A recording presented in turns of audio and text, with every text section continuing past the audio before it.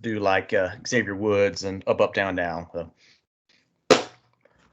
Welcome everyone to Captain Voorhees' Cabinet of Curiosities. I'm your host Jason, and today we have a special treat. I'm joined here with several of my buddies, and we're doing the inaugural edition of what I'm calling Cine-Files, where basically just us nerds get together and we talk about movies. Today, we're going to dive into sci-fi films, something that definitely the four of us are well versed in. So, it should be a lot of fun. None of us know, for the most part, what each chose, other than pretty much there's going to be three that we're going to start off with, because with these group of nerds, we're all about it, referencing it in our other like gaming adventures and stuff too. Austin down here, he's our game master for our D&D sessions, and actually we're going to be starting Starfinder here very soon, which is going to be awesome. So yeah, how you guys doing? Pat, Travis, Austin? Good. Yeah, I'm just looking forward to killing you guys in space as opposed to a little fantasy realm of medieval pain. Now I get to just suck you out of airlocks and watch you freeze. That's right. Sucked us out of the airlock. Yes. Well done. That's the subreddit. That's a professional move. Hey, on that note, let's go ahead and get to the three that was going to come up in our list regardless. So we're just going to get them right out the gate. Start with Event Horizon.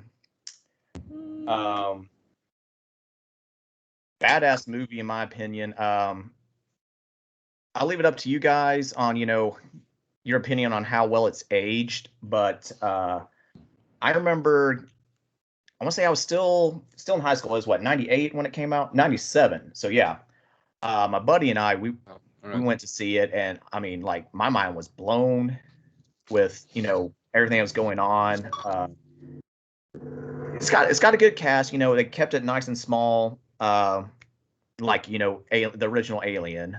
So you kind of grow to like, and you're rooting for the crew and everything. But yeah, basically the Event Horizon is a ship, a research vessel, and it just randomly disappears on a mission. So was it like 7, 8 years go by, and then it's I think it's inaugural flight. Yeah. And big deal research mission, and just vanished. I think it said that it's considered, like, in the world of the movie, it's considered like the greatest disaster in space program history, or the greatest mystery, at least. Like, kind of like what is it, flight MH107? Was that the call number? Like that flight that left Indonesia and just vanished, and like no one has ever found a trace of it. Kind of like it went out and was just gone, and it's been gone for 8 years, and yeah, it's a giant mystery and a giant burr in the pride of the space program that is gone. So yeah, and then all of a sudden they get a faint transmission, and it's the Event Horizon just pops back into our galaxy or whatever, and the crew, I can't remember what the crew's actually called, but the captain's Lawrence Fishburne, and they take the designer of the ship, which is played by Sam Neill, beautifully, in my opinion. And, basically they go out and try to solve the mystery. And, from there, it's just, that slow burn of, what's going on. And, you find little clips of the recordings and stuff. And they're all like beautifully suggestive. Like, yeah. Like, like the stakes get raised with each piece of evidence they find, like each recording or each little thing. And like, up to like that final video that they play that is horrifying, but you can't really tell what's going on. And I think that was like supremely well done. Yeah, I definitely give it up to, Paul W.S. Anderson for that. This is definitely his best movie ever. Like, he did so good. And the thing is, like, that scene that, where basically it gets sucked into a hell dimension for like however long it is, and then you just get spoilers. Well, yeah, 1997 people. Hey, some people out there haven't watched I King was Kong trying. yet, so I was trying, but But like, yeah, dude, honestly, you get, as far as this movie goes, though, like, I think it, like, I cannot imagine that it wasn't a massive inspiration for Dead Space. oh, absolutely. You know, Just like it's just great. Like, you set up, the mystery of the derelict ship, the rescue crew going in, and then, like, the creepy atmosphere on the inside of the ship. Something's off, but you can't tell what. And like the build up, the investigation, and everything. I think all of the elements of a fantastic, like, space horror story are just perfectly there and done. Like you mentioned just a little bit ago, I think, like, the only thing that doesn't really hold up, like, I actually rewatched this not long ago, and it's just some of the filmmaking choices that were probably unavoidable in the late 90s. Just like some of the shots, some of the way things were done. I think it's just those technical choices for me that don't stand up on a rewatch now. Over 20 years later. But I think the biggest grind on that one would be that opening sequence where they have the heavily CG'd space station that Sam Neill's on, and they're doing that whole spin shot. That's definitely. It did not hold well. And I will say that I've never actually watched it before the other week. So I knew we were going to be discussing it. I decided to go ahead and just, you know what, let's see what's going on so I can have some input as opposed to sitting here silently. Which is what we normally ask you to do. I know, but you're sorry. We all have to speak. It was the rules. You signed the contract. I love you. The CG, yeah, I don't want to say it wasn't laughable. It wasn't like, Microsoft. There's definitely worse for that time. Yeah. It was 1996. And that's what kind of, and I was watching it. I was thinking, scene in Microsoft Paint. What do you want? I was thinking that when I was watching the movie. I was like, this was 97. I was in high school, so I'm gonna let this pass. But I know you guys adore the movie, and I didn't hate the movie. It was a good movie, but I guess when it's 20 plus years since the movie came out and I didn't witness it at its, inauguration, I don't bend over backwards for it, I guess. I'm not going to take anything away from the movie. Sam Neill was great. Some of the makeup effects as they went through the movie were spot on. I loved the makeup effects. But yeah, when it's mid 90s and we're doing computer graphics then, and you try to watch it in 2021, yeah, it can. Yeah. The great thing is too, progressed. Like, we've progressed from that shot to, let's be honest, like the majority of Andy Serkis's career. Where, like, he can just fully emote. Who thought Andy Serkis wasn't 4 foot tall and hunched over? Andy Serkis can fully emote a chimpanzee. Yeah. Like, that's where we are now. Well, and then even then, so that was 1997, and what, The Matrix was 99? Yes, right? 99. Yeah, it was just before The Matrix, just after Jurassic Park. Wow. So Sam Neill was riding that high horse of. I thought Jurassic Park was like 92, 93. Yeah, that was. I'm sorry. I'm talking about just like the special effects. Oh, I got you. Yeah. So I mean, even that 2-year gap, it's like, wow. That's true. But yeah, like, love Sam Neill's. He's hallucinating crap throughout the whole thing, and then just that final. Or was he? Yeah. But when he just goes full on, psycho demon from hell. I mean, that was great. And again, just I want to see the footage that they couldn't use that supposedly is on a janked up like VHS, because they had to cut a bunch of crap to get it down to an R rating or whatever. So that brief little scene when the ship initially goes through and like all the demons and stuff, it's apparently expanded upon greatly. And I could believe that. We got just a brief glimpse of that, with the recording, of course, when the youngest member, was it Baby Bear that they call him, he went through that little portal for, was it 5 minutes? And like, what, 15, 20 minutes later in the movie, like he's committing suicide. He's jumping out the damn airlock because so much crap happened. Just that. I think what makes that movie stand out is that the protagonist, or the antagonist, I'm sorry, is nothing. The whole time they're fighting against nothing. It's the ship itself, and it's completely inanimate and everything else, but yet it is absolutely destroying them one at a time. Oh, and just in case, put a big spoiler warning, like up on the banner of this episode. Collapsing. Yeah, because at this point, we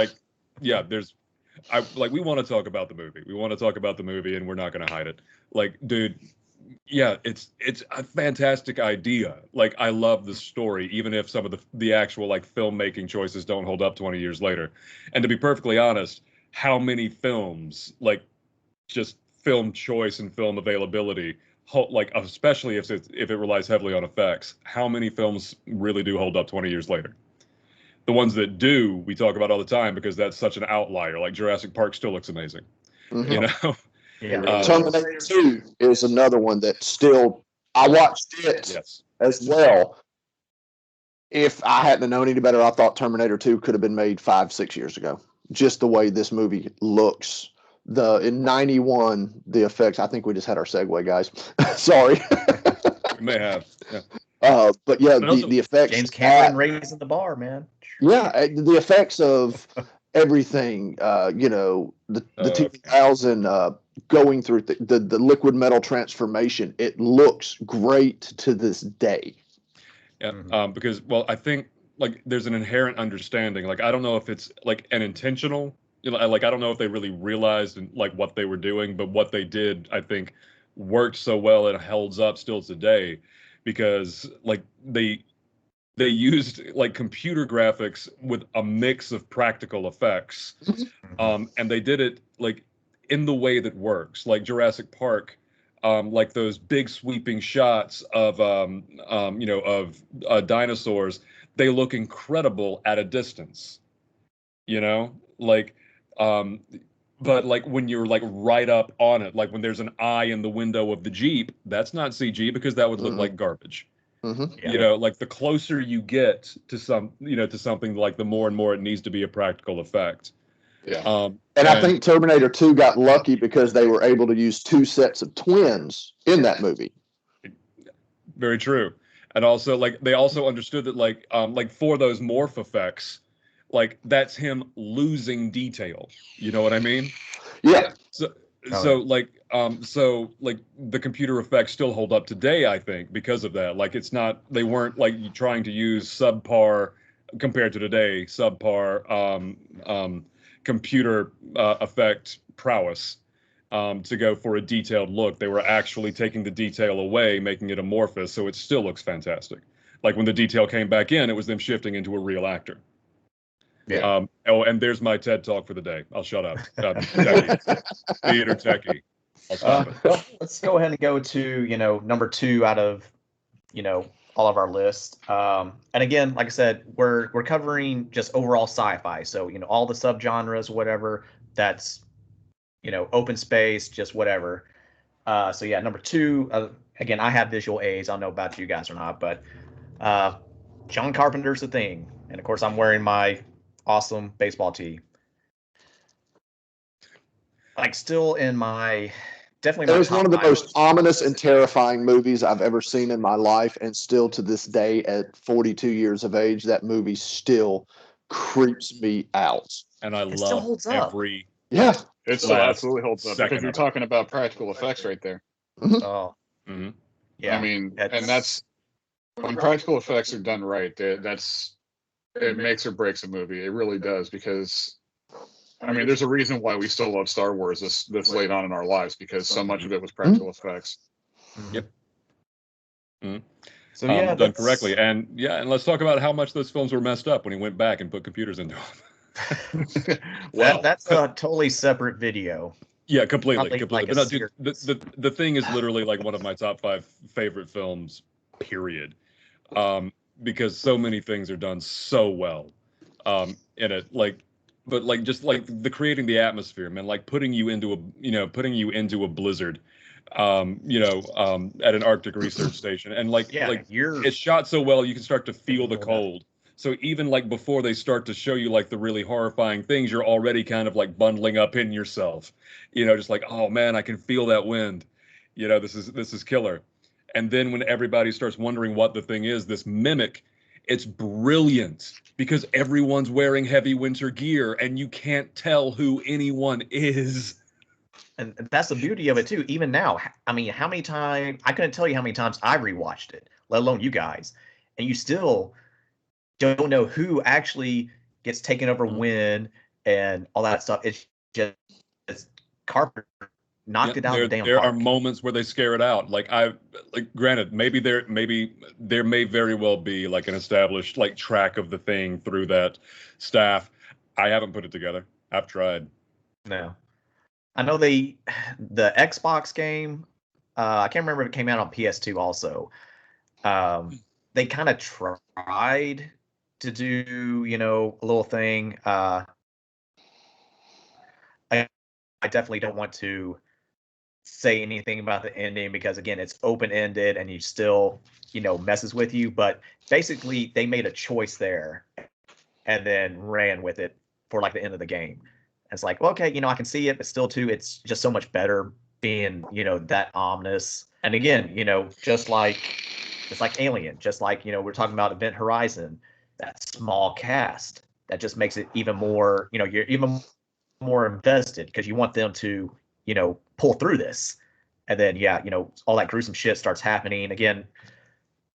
I mean, just so many memorable scenes, but just the paddles going through. And and still, I can't get the spider head out of my vision from a child.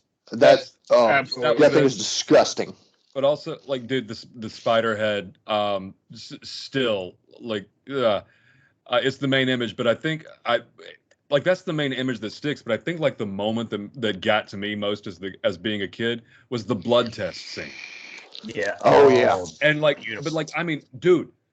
And like, just like that moment, like, I wonder if they told Kurt Russell what was going to happen out of that Petri dish. Like, if they told him exactly what that effect was going to be, because he looked like he actually browned his shorts there for a second. I hope not. But then they pulled it Back to the Future, didn't tell him booze was actually in the flask.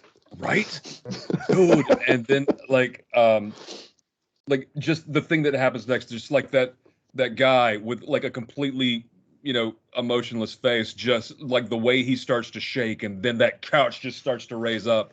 Yeah. Like that moment is just bananas. And then, I think one thing that really makes that movie work too is you don't get the payoff for so long. They keep pushing that trepidation, that tensity, the tenseness that you're going to get from not seeing what it really is. What the thing really is until end of the movie, you kind of get that payoff. But even then, you don't really get all of it. Yeah, you don't get a full payoff at the end of that movie. End of story. Period. And it works. Oh yeah. If they'd had some sort of like, oh cool, they killed the thing, everyone, well, let's get back to America and have a cup of coffee and watch football, that movie probably would have been a disappointment. But yeah, the ending of it, you get no satisfaction at the end of this movie. Mm-hmm. Everyone's like, you want the good guys to survive, you want Kurt Russell to get back home, but you don't get anything that you want. Yeah. And then I'm going to butcher his name because I do every time I try to say it, but Ennio Morricone's score throughout it too just adds to that suspense and paranoia, and again, just that boom boom boom boom boom. It's the simplicity of it all. Yes, I think it's what really makes it. I mean, you have the atmosphere, like Austin was saying. You have that atmosphere that makes you feel it, and then you have the tenseness from not knowing what's going on or who is going to be the problem or what the thing even is. Then you kind of have, you have this third act where things really just start going nuts. And it's done. Yeah.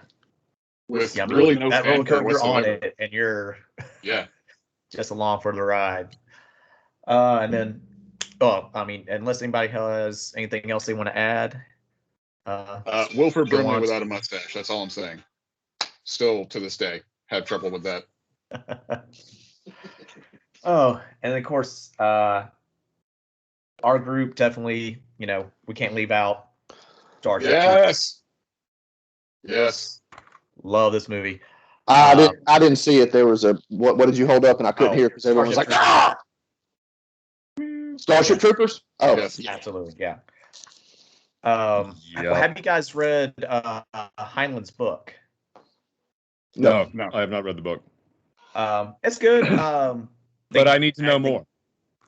What's that? But I need to know more. Need to know more intensified. I'm doing my part. Intensified. So yeah, the book was written in the 50s, so it has a lot of that kind of time period, talk and everything in it. But yeah, Paul Verhoeven, does a good job with getting. Well, he actually didn't want to do the movie at first, or am I thinking of? I might be thinking of RoboCop. Yeah, I'm thinking of RoboCop. He turned that down like 3 times, but. No, I thought he wanted to do RoboCop. He was just having a bunch of arguments about making RoboCop. It's something like that. Just But anyway, he definitely got the the whole propaganda stuff and his signature like what over abundance of violence and gore and everything. Again, words are escaping me right now because I'm talking about it. But yeah, I mean, it's still again, we go to the CG effects and everything. This was made same thing about that same time period. I think it was 97 as well. Yeah, I think it was.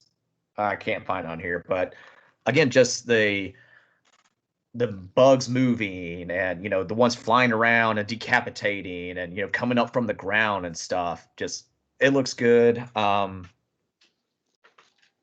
My problem, well, I mean, yeah, the movie has everything. It has, the satire of, the propaganda and, kind of like how what we're at today to where, we have so much social media and everything and, just kind of being desensitized and all that and, just being a parody of itself. That movie captures that. How many years, early? Again, I lost my point. But hits the gore to where it's kind of comedy at that point. You have Dookie Howser himself, Neil Patrick Harris, shooting a bug right there on basically it's public television, their little channel. And again, do you want to know more? They're having public execution, so that's good stuff. And of course, Paul Verhoeven, so TNA and all that stuff. The only problem I have with it is, they keep forcing basically was it Rico, Carmen, and Jesus. Dizzy. Well, no, not even Dizzy. And Carl, it's showing them as being so close and everything, but really it's not. There's a more camaraderie, and I'm more invested in Rico, Dizzy, and Ace. They have the more buddy feel to them, like they're more more connected. I'm more invested in seeing the 3 of them make it through this bug war and everything than fucking Carmen. Well, Denise Richardson can't act her way out of a paper bag anyway, but we know why she was there. She was there for the TNA. And the classic lines, "I'm going to be a pilot." But yeah, I mean, I'm not invested in her. No. But, that's my minor nitpick about it. I mean, Travis and I have discussed on multiple occasions how Dizzy was the better character in that group anyway. She was. Yes. Yeah, absolutely. And I haven't seen all the 20,000 sequels that came after, but the last one that did that was all like CG or whatever. again, it's like, a fever dream or something with Rico, but Dizzy comes back in that. So, I mean, right there shows you that, definitely the better character. Dizzy was a great character, and honestly, I do not know the actress's name, but well acted. I thought it was definitely one of the stronger performances in the film. But the funny thing is, like, the film seems set up to not be strong performances, and that seems to be part of the film. I could see that. It's a comic book movie before a comic book movie. Yeah, it's like a parody and satire of everything. Like, to such a point that it's amazing. Yeah. But like, definitely when you get that like, campy flavor. Yeah, but like, and then doesn't apologize for it either, which no, it doesn't. It just leans into it, and I think that makes it work. Well, it's why, like, Clancy Brown, his part. I mean, it's why, like, I mean, dude, Denise Richards did not give a strong performance in that. And neither did the guy who plays Rico. I forget his name too. Like Casper Van Dien. Van Dien, thank you. Like, but still, like, in most other films, that would be like a deal breaker, or this conversation would be relegated to, like the camp conversation, of a one-off, like, small cult thing. Starship Troopers is awesome because it just makes no apologies and runs with it, and somehow that makes it work. But Dizzy gives a strong performance, with that character, or one of the stronger performances in the film, and it's great. And like Michael Ironside made some great choices and just ran with them. That's what I was about to say. Like, my opinion is, Clancy Brown followed, you call him by his proper name. He is the Kurgan. Followed, I mean, just so like razor close by Michael Ironside. And then, good Lord, why can I not think of her damn name now? Again, overthinking. Dina Meyer. Jesus. Dina Meyer as Dizzy. Well, even Jake Busey as Ace, Yes. Well, I mean, let's be honest. Truly, the entire movie is about Jake Busey's teeth. You're probably right. The entire Busey family has more teeth than a shark. There's not a single movie that Jake Busey is in that you can't expect him to chew the scenery at least once or twice. Oh, God, get out. Yes. Have you seen Contact? That's literally what he did. All right. Well, why am I friends with y'all? Because you're a terrible person and have nothing better to do. That is very true. Probably pretty. But no, like, seriously, dude. Like bad jokes and snark aside, like, no, Jake Busey was great. He was like, Clancy Brown. Excuse me. Absolutely fantastic. As he had some of the best lines. And just the small part that he had so many good lines. Yeah. I mean, I don't think Clancy Brown has always been that way, though. I mean, even like, knives don't matter in a nuke fight. Put your hand on that wall. I mean, look at him in Pet Sematary 2. Hand, he cannot push the button. And you just took my outro for the video. Spoilers, Jason.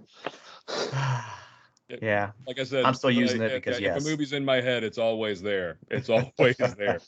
So, or Jason, what you could do is use a line from another Paul Verhoeven classic, RoboCop. You've only got 1,000,006 to choose from because me and Austin were texting them the other day. Yeah. Yes. Oh yeah. And that conversation could have kept going. That's the scary thing. Oh yeah, I know. It really could have. Well, again, too, like, looks like we're going to be best friends, Richard. Well, we'll go ahead and segue. So I know that was at the top of your list there, Travis. So go ahead. So I have loved this schlock since it came out in '87. Watched it young because I wasn't supposed to. It's an R-rated, hyper-violent movie, and I didn't get a lot of the satire back then. I was looking at. I don't think any of us could have. Yeah, this is a robot shooting things. What else do you want? Is like an 8-9-year-old kid. So yeah, I've loved this movie since then. I watch it consistently.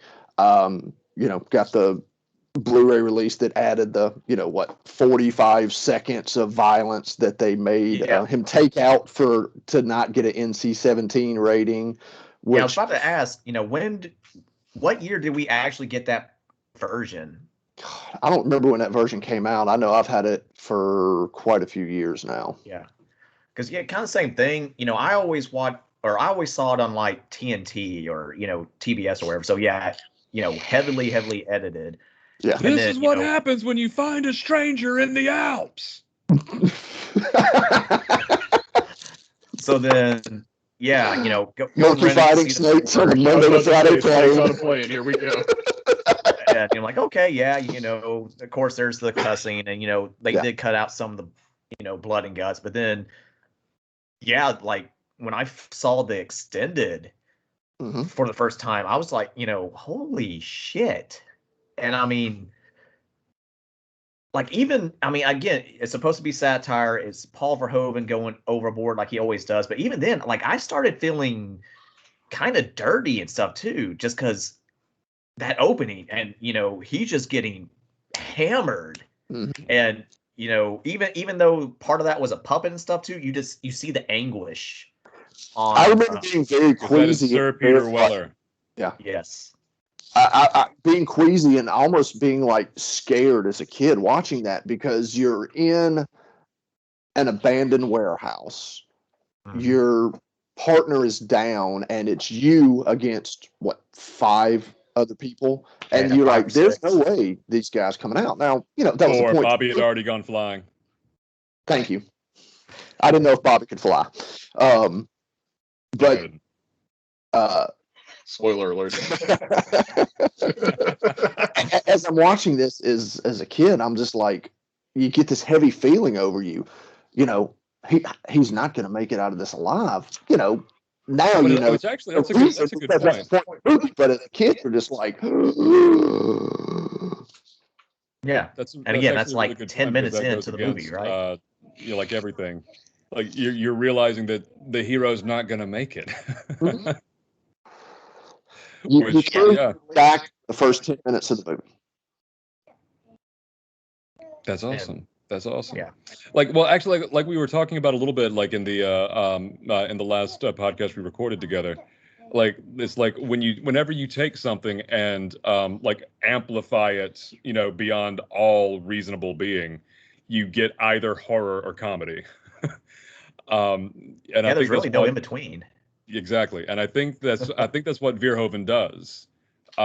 He's like, oh, okay, I'm going to take the 80s action movie, and like, oh, you enjoy this kind of stuff? Yeah, like, can you actually think about what this is? And he just blows it completely out of proportion to really let you see it. You know what I mean? Like you love violence porn, I'm going to give you violence porn, because I don't think you don't admit to yourself that you're watching violence porn. So, quick question, side note, since Paul Verhoeven does that very well, what would you classify Showgirls as, horror or comedy? Yes. Horror. Definite. Horror. That's a fair assessment of that movie. I've never even watched it all the way through, and that's a fair assessment. To be perfectly honest, like, honestly, to be a good, memorable artist, and to actually, like, create like memorable, worthwhile things, you got to take shots. You got to take chances, and if that's the biggest miss, you're doing great. Yeah. But yeah, I think that missed. I think that one missed. I remember I only watched it once, and I think I probably repressed most of my memories from it, just because I did not think highly of that film at all. I did not.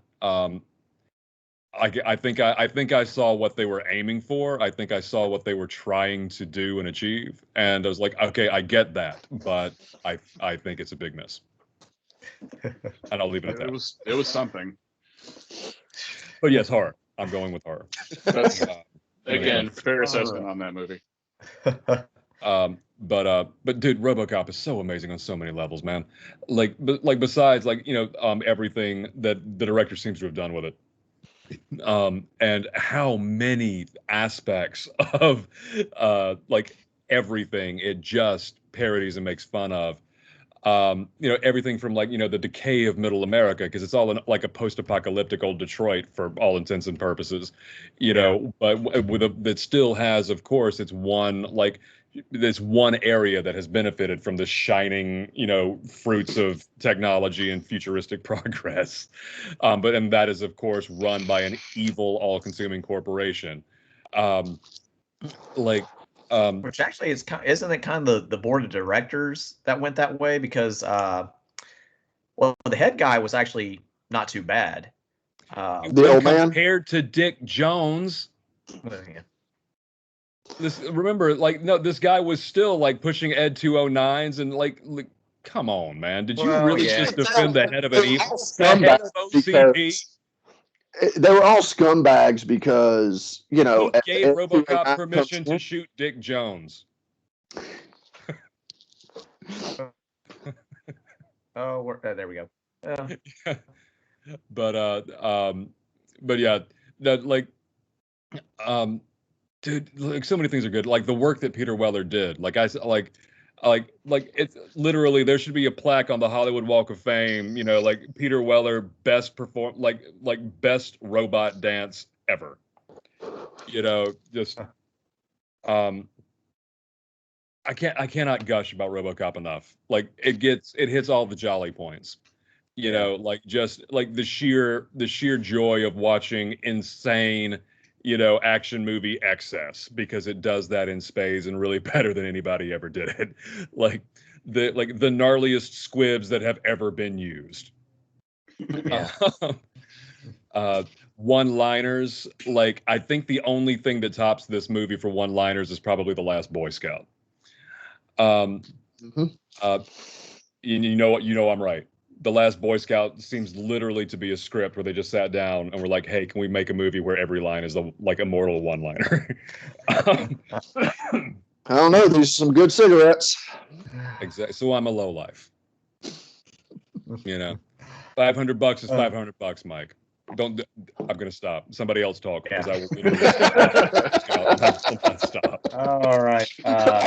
Austin's one-man show of The Last Boy Scout. Nice. I'm sorry, what was that, Jason? It's going to play at the Masquerade. Watch out. What you got? Something off your list.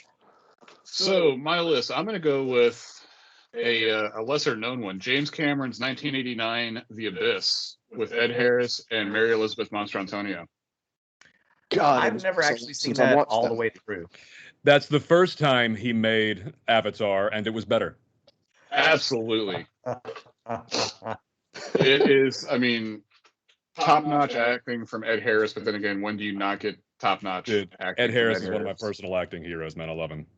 Fantastic. You've got a little bit of thriller in there, even a little bit of horror, so much because you don't quite know what's going on from the beginning. You're caught in this underwater oil rig. You're cut off from the rest of the world because hurricanes are going overhead.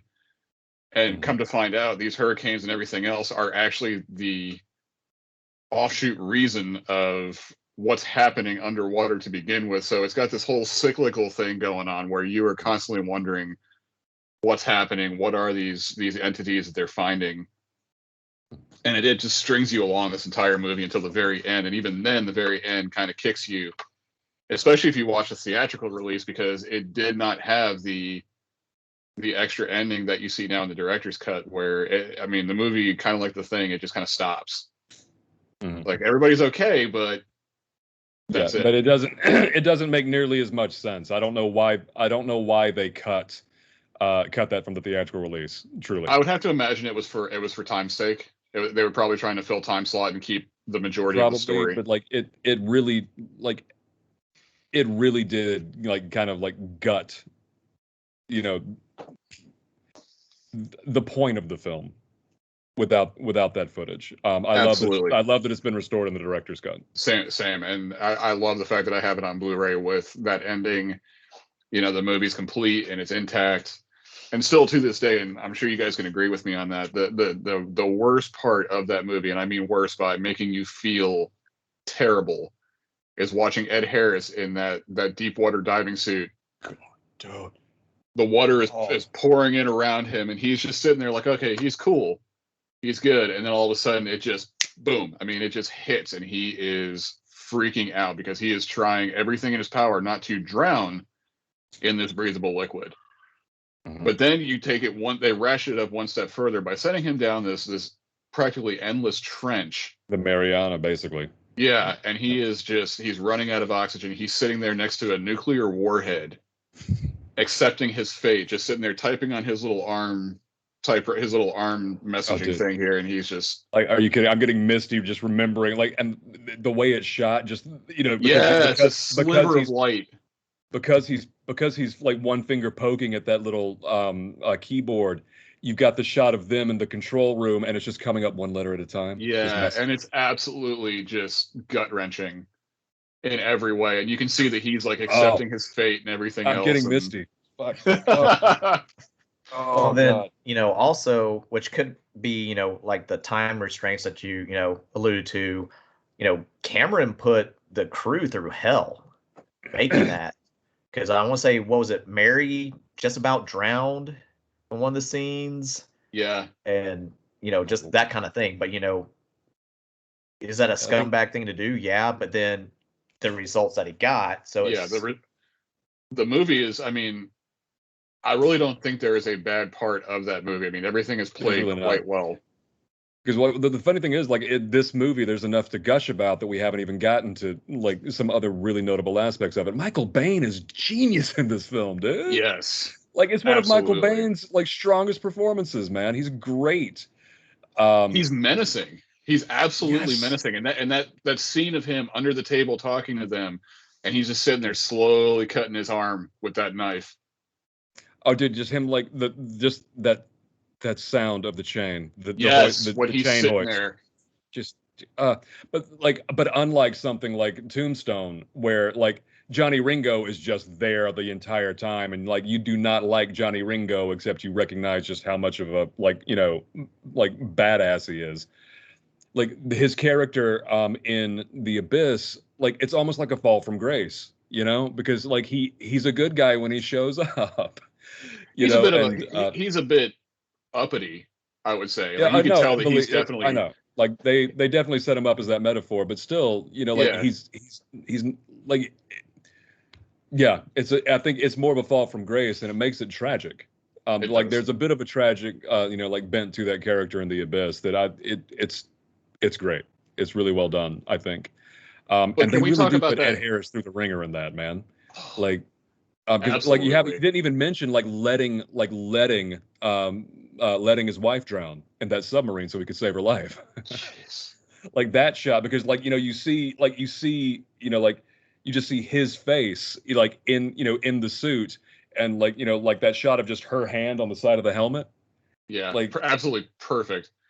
But let's talk about the awesome moments too, where you actually, like, want to stand up and cheer. That moment when Jammer, John Bedford Lloyd, came up and punched Coffee in the face and just practically threw him across the map. You got that slow motion shot of Coffee, like, just in the air, flying backwards. I mean, that movie, I think it had a sprinkling of everything. You had a little bit of horror, you had a little bit of thriller, comedy, and then you had that feel good hit of the summer. No pun intended. Was that one, like, was the Abyss post Aliens? Let's see. That was 89, and Aliens. Yeah, it's definitely post Aliens. Aliens was 86, so yes, it was. Cool. So yeah, I'm gonna go like Cameron made Aliens. Like, learned a couple of things. Worked out a couple of things, answered some questions, and then went and made The Abyss, and, like, straight perfection. How cool was it when that entire ship was coming up from the bottom and it was picking up the battleships and whatnot? I mean, just the shots that he used. Yeah, and beautiful. It's like hey guys, just a little reminder, you're nothing but tiny little mammals. Yeah. In a very big galaxy. Please relax.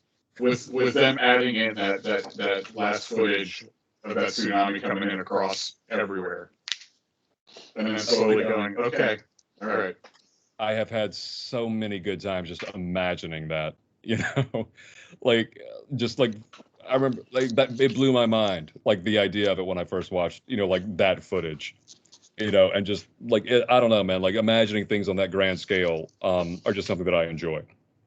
And so like actually like trying to physically imagine and picture just like a globe spanning tsunami at every coast. Yeah, and then it just slowly retreats back. Yeah, it's just like you've been effing around. Do not find out. But yeah, that's got to be one of my all-time favorites. And I grew up watching that because my mother was huge into sci-fi. So whenever that movie was on, or whenever she had a chance to pop that VHS in, we were watching The Abyss. And there was never once that I complained about watching The Abyss. Nice. Like I know, like I think I had it on those special edition VHS cases. Yeah, they were a little bit bigger than everything else, like the Disney VHS cases. Yeah. I think that's I had that first edition director's cut of The Abyss in one of those big plastic VHS cases, and I wore that tape out. Definitely. But talking like I loved it. What we were talking about with movies that hold up, that movie holds up so well. I mean, even watching it to this day, I mean, yeah, there's a little bit of, you can tell it's got age to it, but I mean, as far as the effects and everything else, they're fantastic. Oh, and a complete other side note, I still make fun of Ed Harris's blue hand. Yes. In that, yes. Yes. All right, anybody who has ever worked a construction site will make fun of that blue hand. That's all I've got to say. Well, say some more. Keep it going. What you got, Austin? Dude, honestly, what I've got is something that I just got into. And I think I'm arriving late to this, but The Expanse. Has anybody watched this? No, I just had that recommended to me also.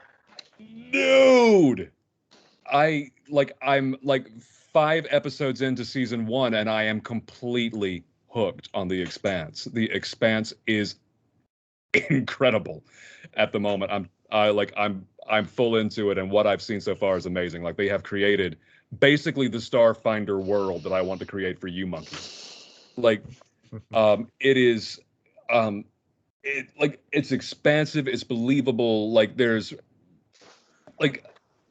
in the future, like, humans have left, there's still a population on Earth, but Mars is colonized, but Mars has become its own thing, and is antagonistic towards Earth. And there's also this other society in the asteroid belt that basically is workers that are mining asteroids for resources for Mars and Earth, and they are oppressed by both entities, and so you've got Earthers, Mars, and Belters, and all kinds of gnarliness going down, dude.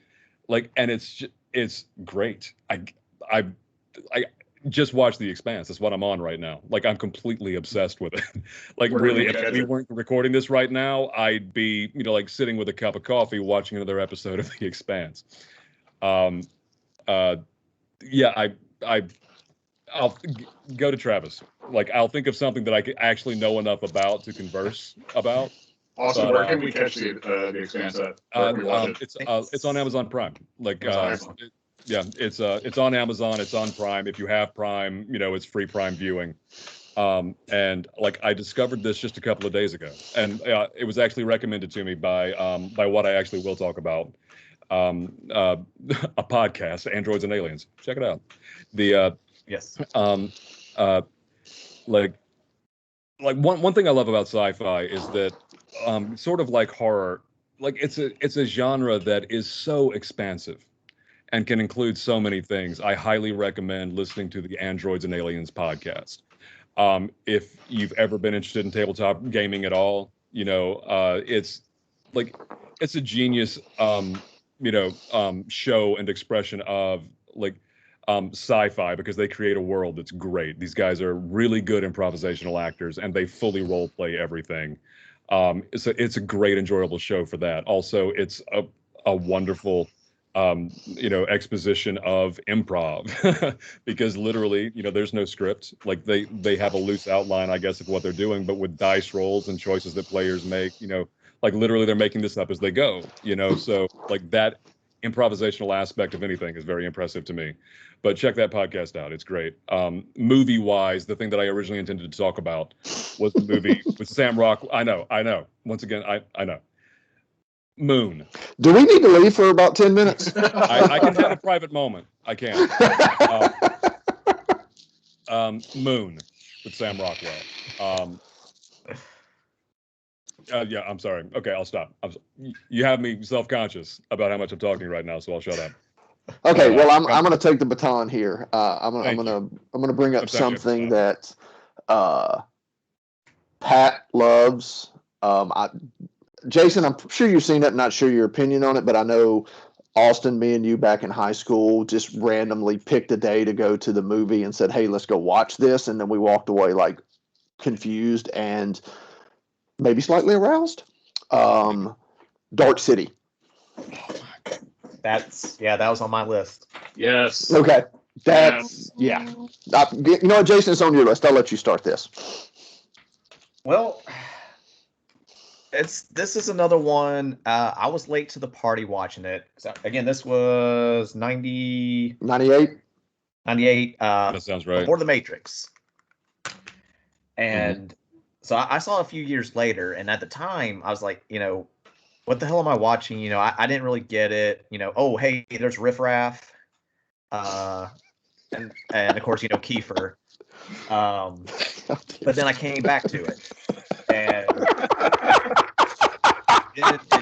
it's like, okay, yeah, I see what's going. It got better to me as I kept watching it, and then could fully appreciate it. And again, like how much like The Matrix ripped off so much stuff. It really did. Yes. The funny thing is, I was reading some little factoids on IMDb. The Matrix ripped it off because they used a lot of the sets from it. Yes, they did. What? Yeah, they kept some of the sets because I think The Matrix had been greenlit at that point in time, and they're like, yeah, we're going to steal this, we're going to steal that. Yeah, we're good. Yeah. Hey, in Blade Runner, the Millennium Falcon is one of the skyscrapers, so why not? I'm serious. They took the Millennium Falcon and stood it on end and made it one of the skyscrapers in a background shot. You can see it. That's funny. Amazing. How would you classify this? Would this be more like sci-fi thriller? Sci-fi? I mean, I would say sci-fi thriller. Even a sci-fi mystery. I'd go with that. Yeah, there we go. Like definitely a film noir feel to it. Oh yeah. Like the psychological thriller, like mystery investigation aspect of it. Yeah, I'll go thriller. Yeah, because I mean, you opening shot is what's his face? Rufus Sewell. He's in a bathtub. Yeah. And you're piecing together alongside him what's going on throughout it, and you have these creepy villains that are basically manipulating this little city or whatever, and you don't find out about what that city actually is until the end of the movie. Another slow burn kind of thing, and just once it gets going and you see the effects, we definitely said Matrix rips off a bunch of stuff. This is kind of Inception 1.0 with like the world building, how the city changes. And yeah, I mean it's, and then of course the concept of the one, you have this anomaly in Rufus to where he has the same powers as the what are they called again, the builders, the Watchers. They call it tuning. Yeah, it has this ability like them, and what did Kiefer call them? Like Neo, he's he's rebuilding a skyscraper and all this kind of stuff, and Shell Beach. It's just really good. Do you know how to get to Shell Beach? As Gerald, yeah, you go. It never stops. And I don't know, it's just kind of weird also, because I always, whenever I see Kiefer Sutherland, it's David from Lost Boys, and just seeing him as this more meek, timid little role and stuff. He plays it just so well, and yeah, it's That's just a good impression. complete departure. And It is actually. Yeah, and yeah, like, dude, Kiefer was great in that. And You have to voice your next awesome scene, character like from 9 minutes. Kiefer Sutherland from Dark City, Jason. I'm just letting you know that. Yeah, that's going to be your Halloween costume next year, or I'm going to hurt you. I got plenty of It's time canon to now. start playing. It's canon. Again, yeah, this is pre Matrix, CGI and all that kind of stuff, and it does stuff really well. There are again a few shots where you kind of like what do they do here, but for the most part CGI is good. The lighting, I really like the lighting. The lighting did. Yeah, the lighting, the visual tapestry of that film is CGI. Awesome. Like everything, like it always feels dark. Like it always feels like it's just stopped raining. It's very, very cold. Yeah. It's like it's like the semester you spent in England. This movie brought to you by the color gray. Travis is my next therapy bill. The Green filter. Nothing. Just like I'm just stuttering. That's all I'm doing today. That film constantly feels like the end of one of those late autumn rainstorms where, like you said, like everything is just cold and gray and you don't want to be outside. It's miserable. They do a fantastic job of creating that atmosphere. That's what I was trying to get to. And I can't really think of a bad performance in the entire movie. No. And yeah, dude, none of us have probably none of us have mentioned the name Jennifer Connelly because thinking about Jennifer Connelly just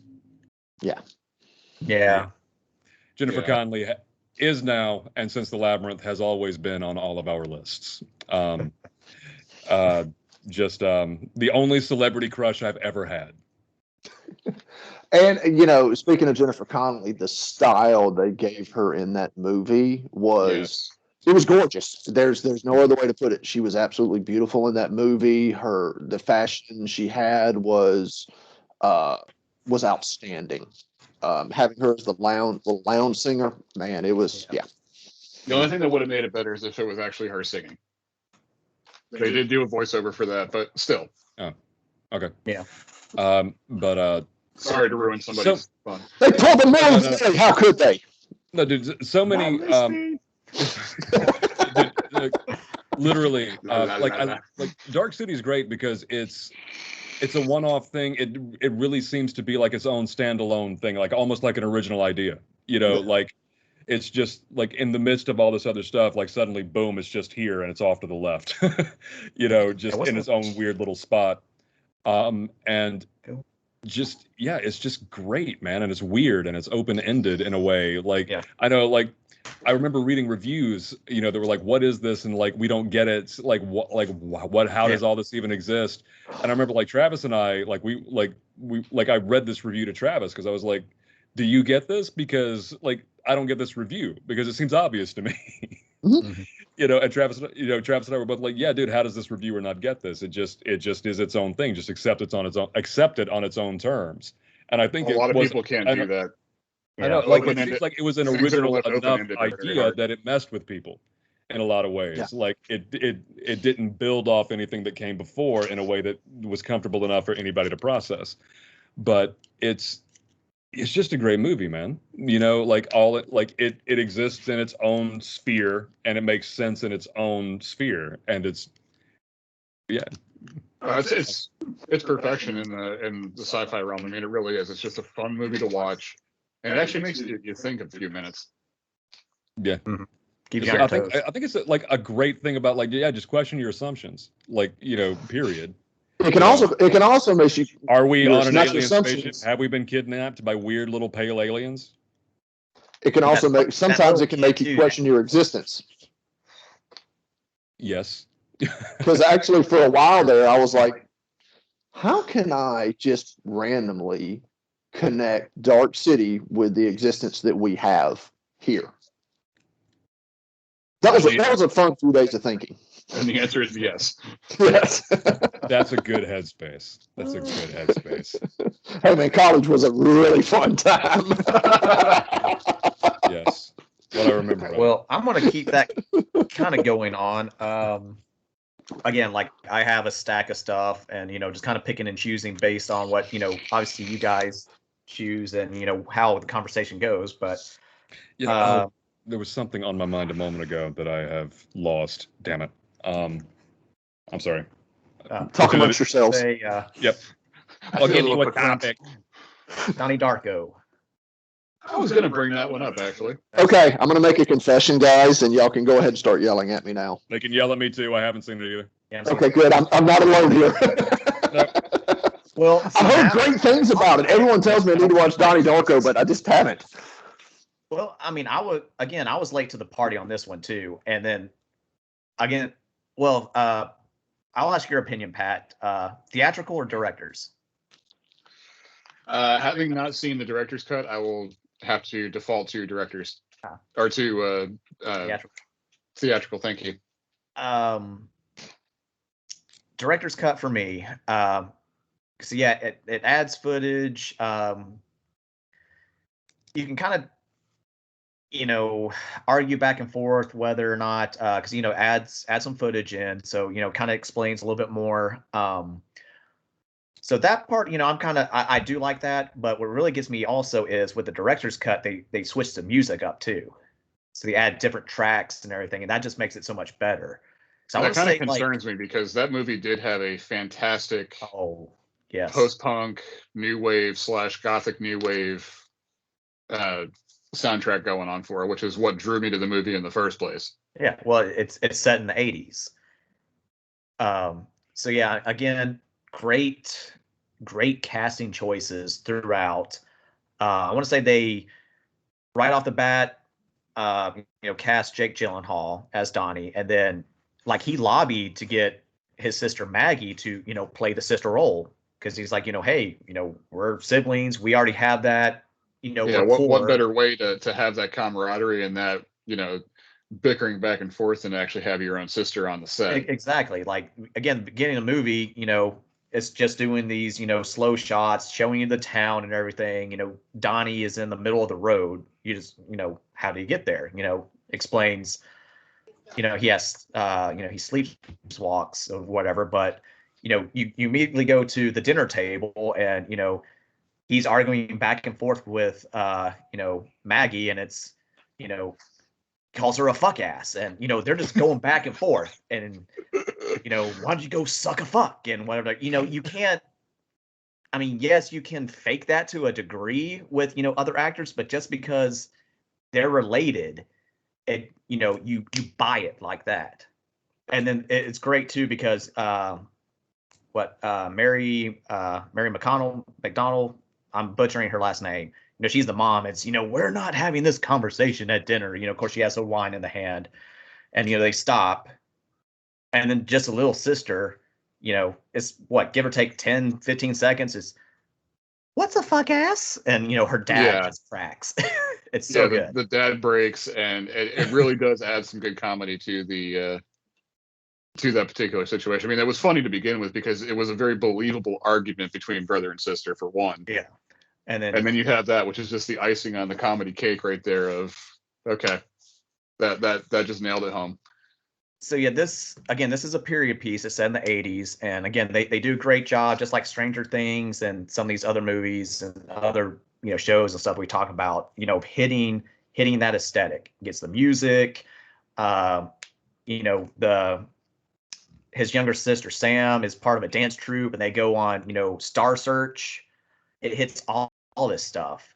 But yeah, it's basically like a time traveler movie. If they're on Star Search, my question is, was Ed McMahon in the movie? No, they just it was a mimic of. But they did open that scene with a mimic of. Did it hop up and eat everybody? Yeah. So yeah, again, I don't want to talk about it a whole lot because you two haven't seen it yet, and you definitely. Yeah, I would stay soft on this one just so that they can actually enjoy it for what it is and get their own opinion. So yeah, okay. So yeah, you two guys watch it, and I'm going to immediately go to another movie then.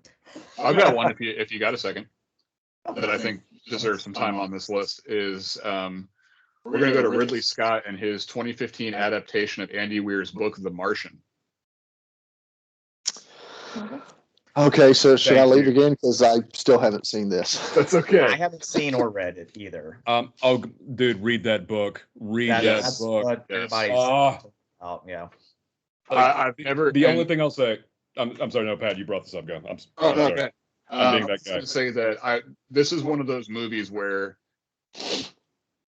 bless Ridley Scott for his faithful adaptation to the book. I mean, he really did. And not just the set and setting and everything and what happened during the book, but the humor. Because there were times reading that book where, no lie, I would sit there and just laugh. Because, I mean, it was legitimately funny. You would sit there and go, okay, this is believable. Out What loud. this guy's going through Laughing. is believable, and it's just funny. But it's also depressing. It's also, it will make you, laugh, you cry, Oh, laugh some more. yeah. It made me laugh out loud, made me weep more than once. Like, I mean, the book is written in the first person. Like, it's done as in, like, hey, I'm making this log so that when somebody gets here to find my dead body on Mars, they'll know what happened. You know? Let's talk about That's what Matt I'm Damon's say. He's performance on that. basically stranded there by himself, right? Yeah, stranded by himself on Mars, the only dude on the planet, and he has to science his way off of it. The best description of the story, book or film that I've heard, and it's really more apparent in the book because they get into it in the book. It's competence porn. Yes, I can see that. Because, and think about it too, with Andy It's a Weir, guy who knows things and uses his knowledge to do things. He's competent. What concept? And it's so fulfilling. And the amount of research that Andy Weir put in to write that book and get so many things accurate was impressive. And then the fact that Ridley Scott took that information and actually ran with it in the movie as well. And Matt Damon's performance in that movie was just phenomenal. I mean, he sold the main character. Mm-hmm. Completely. It was supreme. You would think, like, watching a movie that is primarily one actor almost the entire time would get boring, or that actor would not be able to sell it. And no, he knocked it out of the park in that movie. Mm-hmm. Yep, it's so good, so good. How you're speaking about one actor knocking it out of the park, and not mean to interrupt and change subject, but it's like Sandra Bullock in Gravity. I have not seen that movie. Yeah, you should. Good movie. It's her and George Clooney. Yep, he's in it for a short time, but it's Sandra Bullock, and that's it. And it's another very heavy movie to watch. Mm-hmm. And like what like a kind of a bit of a difference, like Matt Damon's character in The Martian, like he's supposed to be there. He's like full on, educated and trained scientist and astronaut. And like Sandra Bullock, like she is as well, if I remember right. But they seem to, like, in that film, they seem to have a little bit of a fish out of water thing. Like she ended up having to operate systems that she was completely unfamiliar with, and like things like that. Like I think they did that to kind of amp up the tension, and like make it a little bit more suspenseful and scary. Like The Martian, they still achieve that without like putting him, like making him deal with things that he doesn't know. He knows these systems, but like they're going wrong, and he has to fix them because Mars is a completely horrifying place for a human being to be. And the whole even for Arnold Schwarzenegger. Yes. How have we not talked about Total Recall, by the way? One thing I can see you at the party, Richter. To kind of give a broad stroke of that movie for the folks who haven't seen it, he's on a mission on Mars. Like, he's actually there, as Austin said, purposely. They run into a storm and they have to evacuate. Things go wrong. He gets left behind. and he is having to use these systems that were only meant for X amount of time, but he's having to use them for so much longer. So it's literally him against the environment and against his own systems and his own brain, really, because there are times where he cracks under the thought of, I'm literally the only person on this planet. And it adds such tension and such a good feel to that movie because, again, there's this up and downs to that movie where you're like, oh, he's not going to make it, or he's going to make it, or what have you. It's absolutely worth the watch. Yep, I think also like and please, like, it's a great film, please watch it, but also if you haven't read the book, oh my lord, there's like the book is always so much broader and deeper than any film. Like there's always things in books that just cannot be translated. And like, and it's exceedingly accurate too. Like Andy Weir is a much bigger nerd than any of us are. Like in his author's note, he literally says, hey, you know what? This book started because literally all I do in my free time is fantasize about missions to Mars. Like for fun, I calculate orbital trajectories. Like for Mars insert orbits. Like that's, he's like, that's how big a nerd I am. Yeah. And I mean, it comes through in stars in the book because, I mean, it's amazing. I mean, the amount of data, like the amount of truthful data that he puts into that book is just incredible. It's I cannot recommend that story enough. Also, like quickly, just some more things. Even if we don't get into in-depth conversations, some things that have to be mentioned. Once again, dude, Arnold Schwarzenegger's Total Recall is so much fun. Blue Sky. It's fun, and it's. I don't want to say it holds up because it's goofy looking, but here's the thing about it.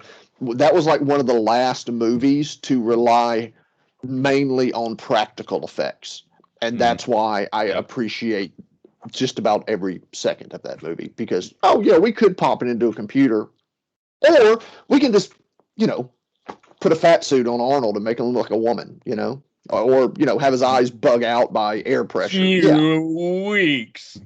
Or we can put this rig on this guy and have him have Quado come out of his abdomen. Quado's immune, so don't be upset when you see him, Or I got 5 kids to feed, dude, so much fun. And honestly, I'm going to quickly mention like both film versions of Dune, like the present one that's coming out now, like on HBO. I watched it, I enjoyed it. I can't like really analyze it, I've only watched it once, but like visually, it's exceedingly impressive. We just started our Harry Potter marathon for Thanksgiving, so once we're done with that, Dune is definitely on my list. Yeah, dude, it's like the visuals of that film are on point. Like it gives you, like, you really get just that feeling that I love from sci-fi of just like broad, epic, completely alien vistas and just environments. Like it's great for that. And one positive thing, it doesn't have Sting in it.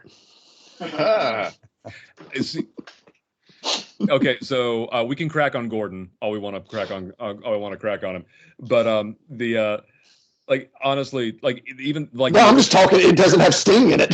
I know. The original, even though it does have Sting, Sting gets into a knife fight and he just spends the time looking like an insane pixie. Like, dude, so you're laughing because I'm right. That's all he does.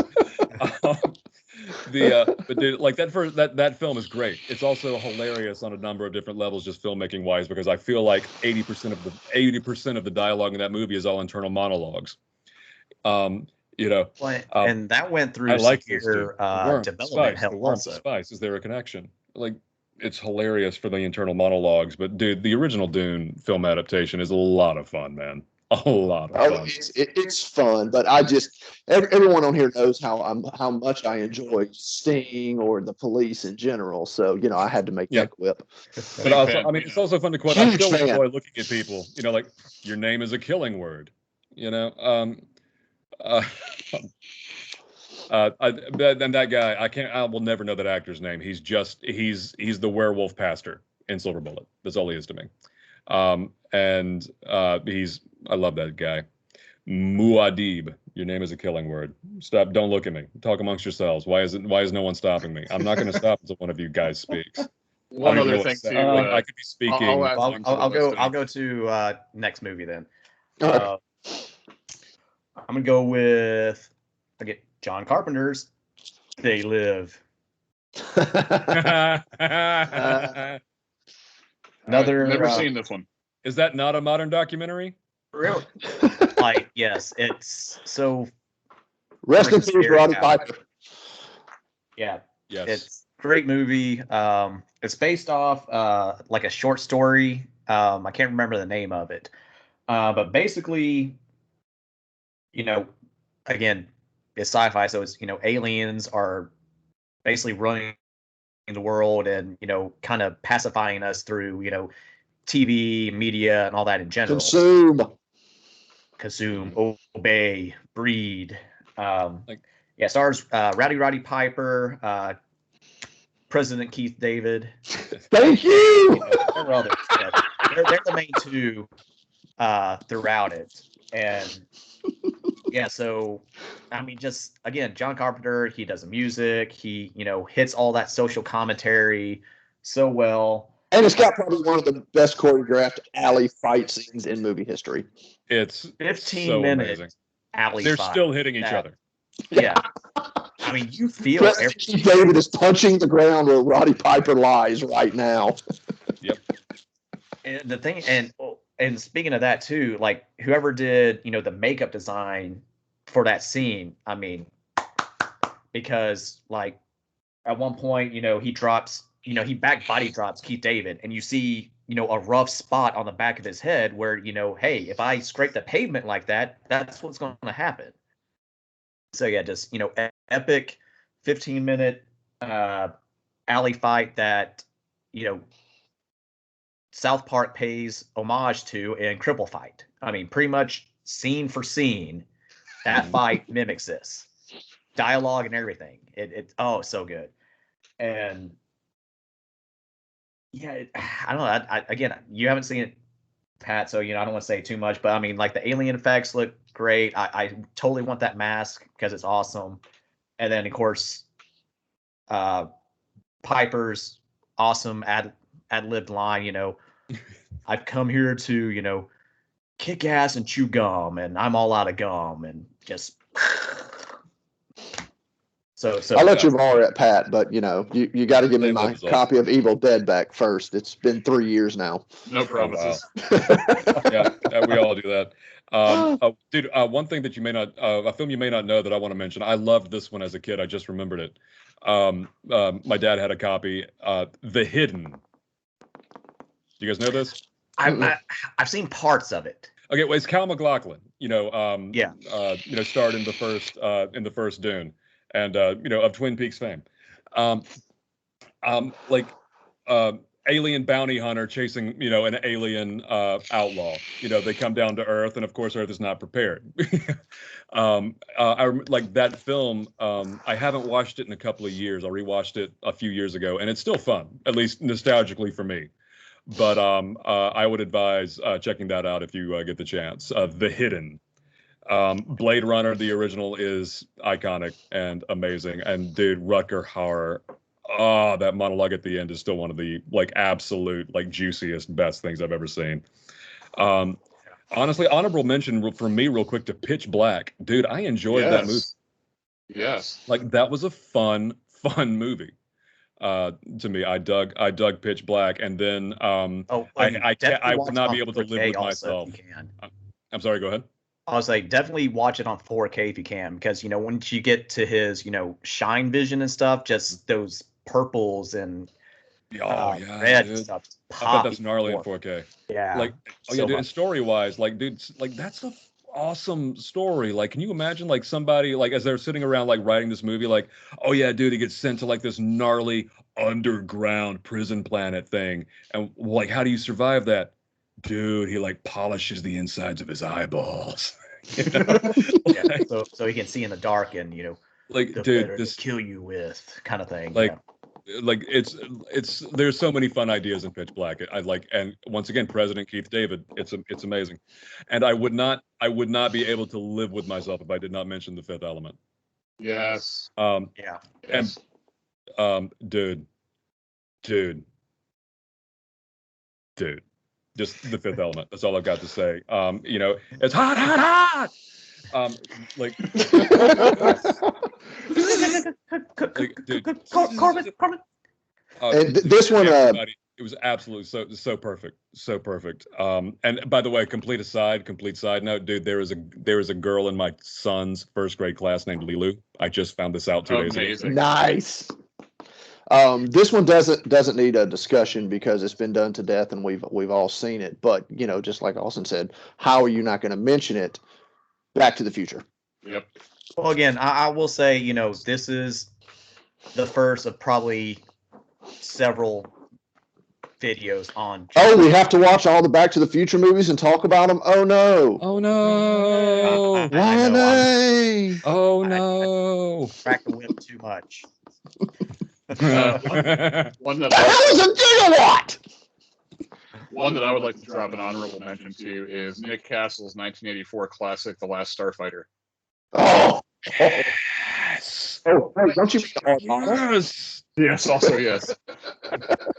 You got anything else you want to add before I'm going to do one more movie to, you know, send us home with? Nope, I'm gonna go for it. Oh, the entire series with Edward James Olmos, Battlestar Galactica, dude. Oh, yeah. Dude, like, dude, Battlestar was awesome. That's one that I need to give some time to Doctor because I Who. never. How have we not mentioned Doctor Who?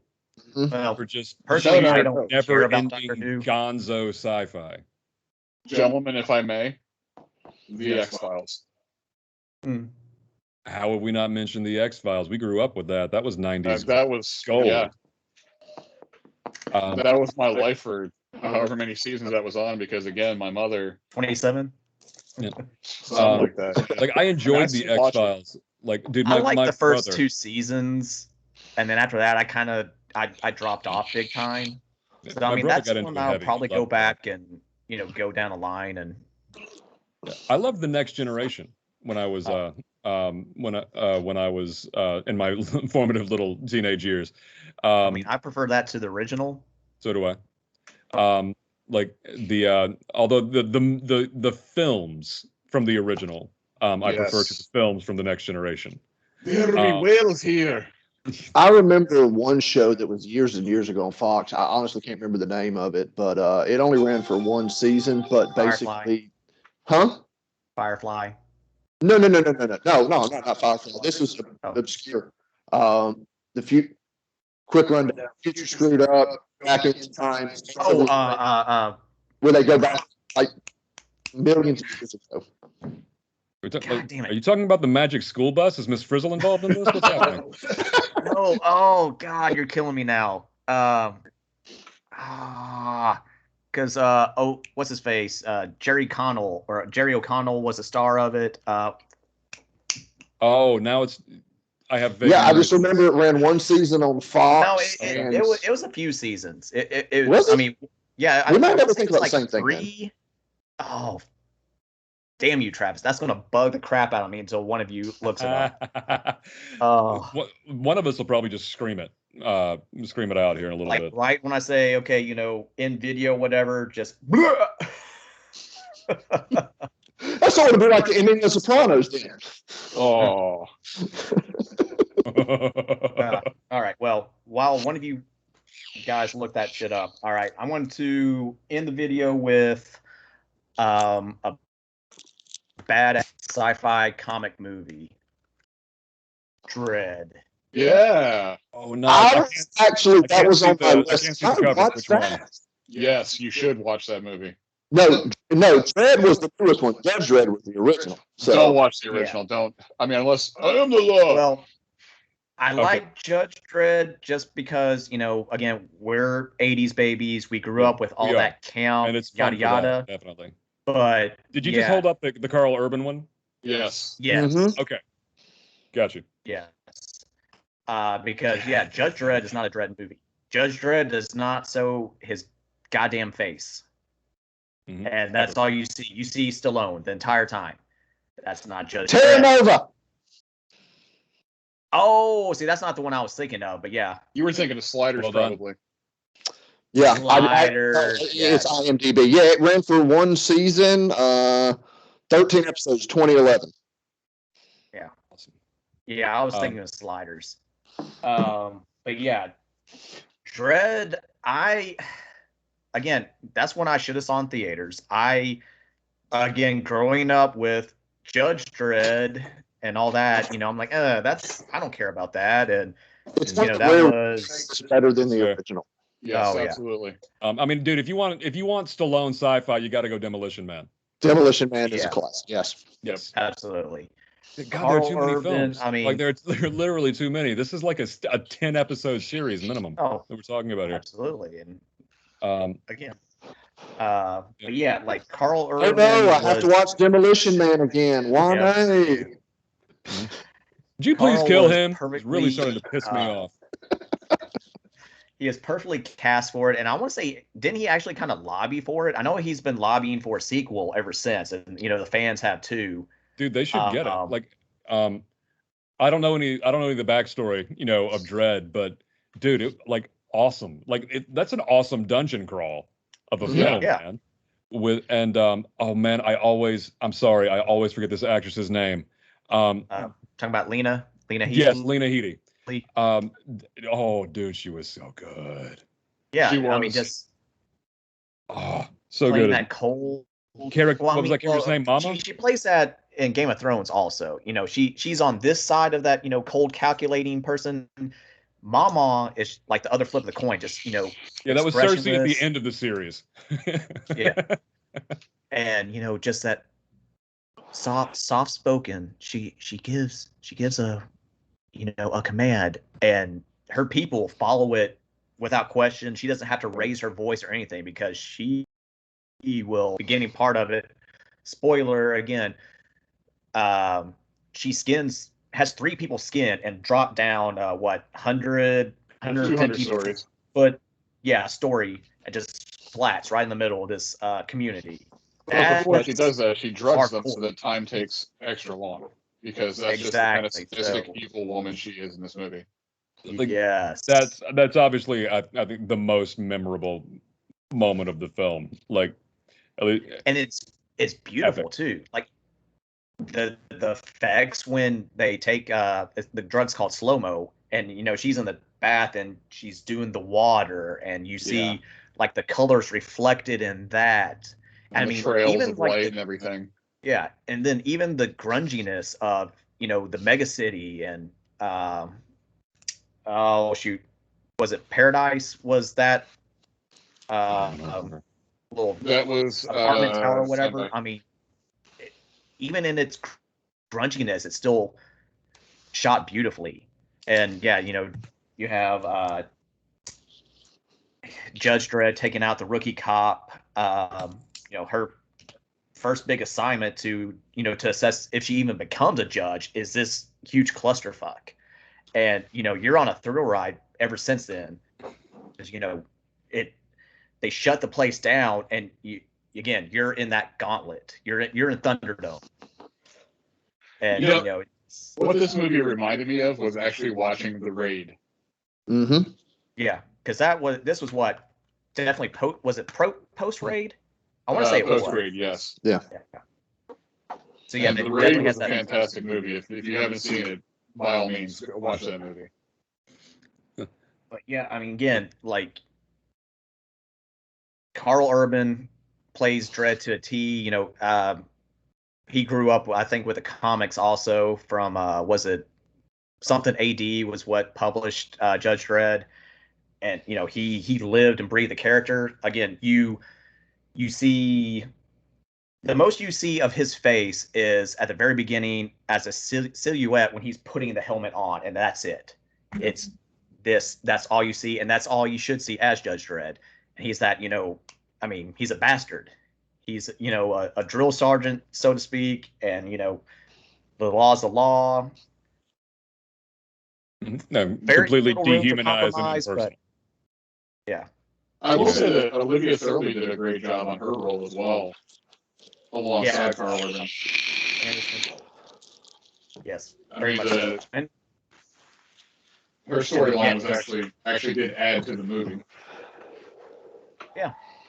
I need to rewatch this. It's been a long. I only saw it once, and I remember enjoying it, but I can't talk about it intelligently. Yeah. Oh, definitely. I mean, Oh no, you have to watch Dread again. Why not? I know. Oh, woe is me. And I know that. If we keep this up, I'm sure we'll probably have like a full episode dedicated to Star Wars. But I am going to say that Rogue One is the best Star Wars film, and I'll fight you. Mm-hmm. I'm going to agree with you there. Okay, so we're rolling our characters here soon. I'm going to go ahead and roll a backup for my backup because the only thing I liked about Rogue One was the ending when Vader goes apeshit. No, and it was insanely done because, dude, like that was great because you can tell that Vader is like physically hampered, by his old injuries in the suit, but he is still the most terrifying thing you've ever seen. Yep. Austin, you just pissed off half the people that are going to watch this video by that comment. That's fine. It's gonna like I said, I'll fight you. Rogue One is the best Star Wars film. Episode 1 of Starfinder, and it's Jason, you just blew up. You spontaneously combusted. You're out. Because I don't like Rogue One. Because the GM has the high ground. Casper Van Dien just kicked you off the planet. What? Wow. No, dude. I think understand me. Like I don't know if it's a past life thing or what. Like literally, I have always had an extreme soft spot for suicide missions. I don't get it, but I do. Like the Dirty Dozen, like the Magnificent Seven, like even though I hate a lot of the stylistic choices of the film, the actual story of the 300 Spartans at Thermopylae. By the way, there were also 1,000 thespians with them, if you want to get historical. Like suicide missions move me. They grab me in a way that really nothing else does. So I have imagined like that raid on Scarif since I saw the first film, literally, like I have imagined like that suicide mission, like getting those plans. And dude, Rogue One, I love that film. I do. I think the acting in that is superb. The space battles, Rogue One is the best Star Wars film, and I'll fight you. Period. Well, yeah, I guess we'll go ahead and end the video there. I don't know about you guys, but I had a blast doing this, and yes, as long as you guys are still, interested in it, I definitely want to continue it because, I love talking nerdy movies with you guys. I concur. Works for me. So cool. Yeah, we'll try to do this. Next time, we're just going to talk about for an hour and a half about how we all cry at the first 15 minutes of Up. I'll hit you with Awakenings. Don't do that to me. Let's not talk about Awakenings right now. I'll hit you with Never-Ending Story. Yeah, we can play this game. I've done that. That's why it's funny. Like, yeah. Pat, you want me to put on Dropkick Murphys the Bonnie over and over for you? Artax! But yeah, well, thank you all for joining this on this insane ride that I'm calling Cine-Files. Please like, subscribe, share, leave your comments, and all that bunch of good stuff. And we'll hope to see you next time. Dobby is a free elf. God damn it. Get out.